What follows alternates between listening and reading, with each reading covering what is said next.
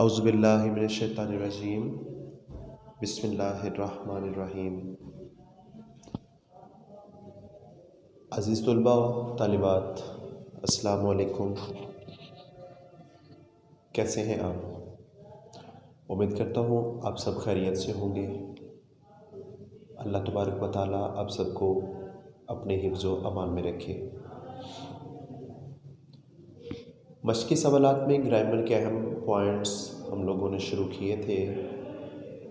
اس میں آج ہم لوگ مطلع اور مقطع کے بارے میں پڑھیں گے۔ مطلع کے لغوی معنی طلوع ہونا، نکلنا یا شروع ہونا کی جگہ ہے۔ مطلع کے معنی آسمان کے بھی ہیں۔ مطلع کا معنی اطلاع کرنا، بتانا کے بھی ہے۔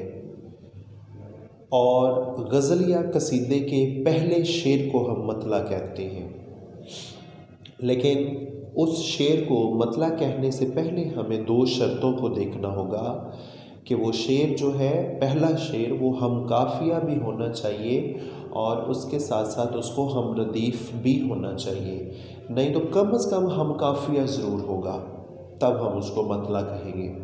اگر اس میں ہم قافیہ اور ردیف نہیں ہے، اس میں قافیہ اور ردیف کا استعمال نہیں، تو ہم اس کو مطلع نہیں کہہ سکتے۔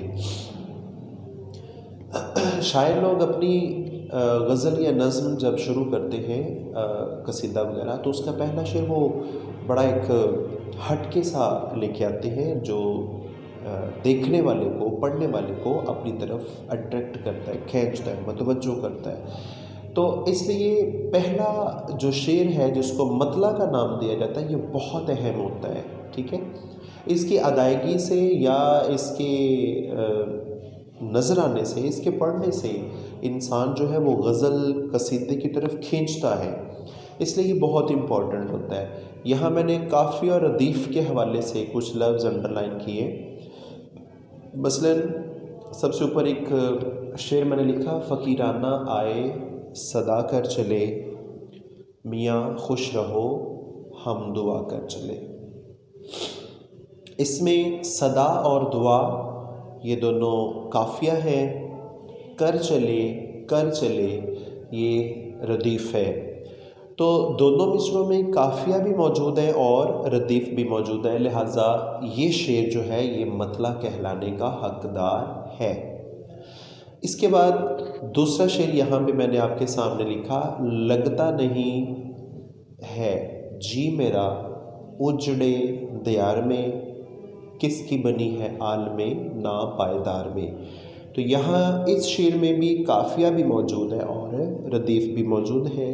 دیار اور ناپائیدار یہ دونوں لفظ جو ہے یہ قافیہ ہے۔ میں چونکہ بدل نہیں رہا، لہٰذا اس کو ہم ردیف کہیں گے۔ تو اس میں قافیہ بھی موجود ہے اور ردیف بھی موجود ہے، لہٰذا یہ شعر مطلع کی دونوں شرطوں پر پورا اترتا ہے۔ تیسرا شعر، ہستی اپنی حباب کی سی ہے، یہ نمائش سراب کی سی ہے۔ تو اس شعر کے اندر حباب اور سراب دونوں لفظ جو ہے یہ قافیہ ہے، اور کی سی ہے یہ تینوں حرف مل کے جو ہے یہ کون سے شرط پوری کریں گے؟ یہ ردیف کہلائیں گے۔ تو اس طرح اس کے اندر قافیہ بھی موجود ہے اور ردیف بھی موجود ہے۔ تو مطلع کی دونوں شرطیں پوری ہو گئیں کہ اس غزل یا قصیدے کا جو پہلا شعر ہے اس کو ہم قافیہ اور ہم ردیف ہونا چاہیے۔ جی، اس کے بعد نمبر 2 پہ ہے مقطع۔ مقطع کے لغوی معنی اگر دیکھے جائیں تو یہ بنتے ہیں ختم کرنا یا کاٹنا۔ شاعر لوگ اپنی کلام کو، غزل یا قصیدے کو، قصیدہ چونکہ ایک لمبی صنف سخن ہے، تو جب اس کو لکھتے لکھتے جہاں پہ شاعر اس کا اینڈ کرتے ہیں، ختم کرتے ہیں اپنے کلام کو، اس آخری شعر کو ہم مقطع کہیں گے۔ وہاں پہ یہ شعر جو کلام ہے، جو شعری اس کا، وہ ختم ہو جاتا ہے۔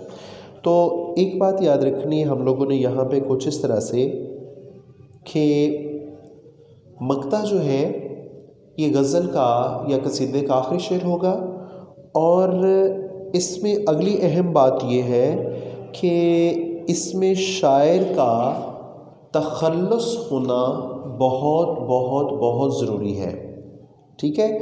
اگر اس شعر کے اندر آخری شعر میں شاعر کا تخلص موجود نہیں، اس نے تخلص نہیں لکھا، تو پھر ہم اس شعر کو مقطع نہیں کہیں گے، ٹھیک ہے، وہ صرف غزل کا آخری شعر ہوگا۔